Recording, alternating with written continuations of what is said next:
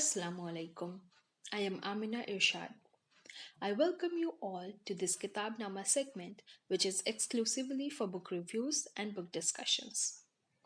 Today, I'll be talking about Amartya Sen's book, The Argumentative Indian. This book is a collection of essays that discuss India's history and identity, focusing on the traditions of public debate and intellectual pluralism. Arguments shape public reasoning, and public reasoning shapes a democracy. In this book, Sen has presented his thoughts on different aspects of India, its culture, reason, identity, politics, and protest. He also addresses certain hard hitting questions. For example, was India's diversity always a dividing force, or did it once unify us? Is atheism as old a concept as religion in Indian society? Is the current argument of India being a Hindu country true? The book provides some staggering answers. His essays are concise, well divided into various subcategories, and remain to the point. This book is definitely not an easy read, not at least one of those books which you read to pass your time.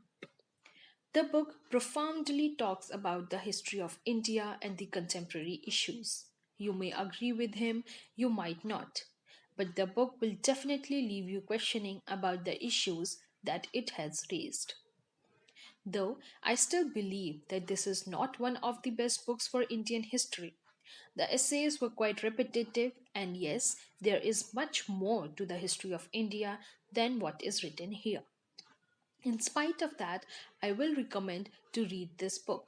It's a necessity in today's times. Corruption, atrocities against women and children, communal violence, poverty, etc., are a sad reality in modern day India. And at such a time, a reminder of our rich and insane words, a more tolerant past, is a good thing. The modern Indian needs to find faith in India again. We need to be reminded of the vision of India that our leaders held 75 years ago. This book is a step in that direction.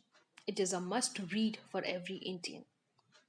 I would like to end with a quote from the book that I think sums up the book beautifully. We can find the parable of a well-frog, Koop in old Sanskrit texts. Koop is a frog that lives its whole life within a well, knows nothing else, and is suspicious of everything outside it.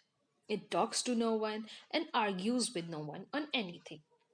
It merely harbors the deepest suspicion of the outside world. The scientific, cultural, and economic history of the world would have been very limited indeed had we lived like well frogs. Thank you.